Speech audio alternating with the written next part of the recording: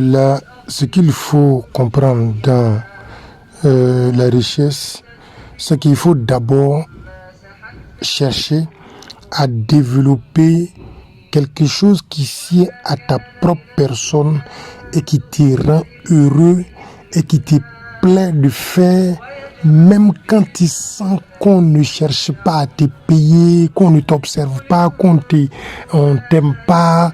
Mais quand toi-même tu fais, tu te sens libre, tu te sens bien, tu te sens mieux, tu te sens bon, tu te sens utile.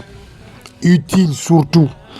Parce que quand toutefois que, je veux dire, au début, tu peux développer quelque chose qui sied à ta propre personne, qui peut ne pas être apprécié, qui peut ne pas être aimé, qui peut être détesté, même souvent, comme le prophète Mohammed, alayhi salam.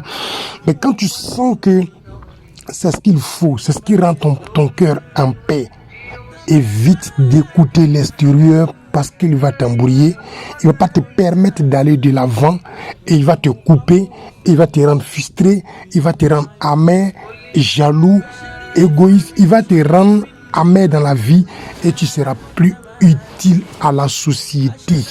Alors, il faut savoir que être riche, c'est être utile. Et on peut être utile à l'univers, à l'humanité, à l'existence de toutes les manières que possible, et on peut être utile à l'humanité de 7 milliards de façons.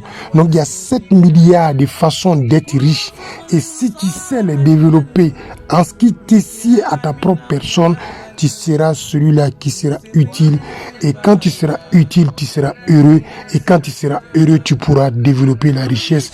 Et si tu sais vendre ce que tu as développé, en ce moment-là, tu pourras acquérir les biens matériels qu'on pense être la richesse. Qu'Allah donne la bonne compréhension.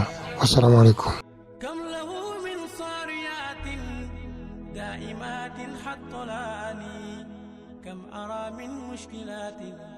فات أرباب المعاني من أحاديث وآيات وألغاز مدان كم أرى من مشكلات فات أرباب المعاني من أحاديث وآيات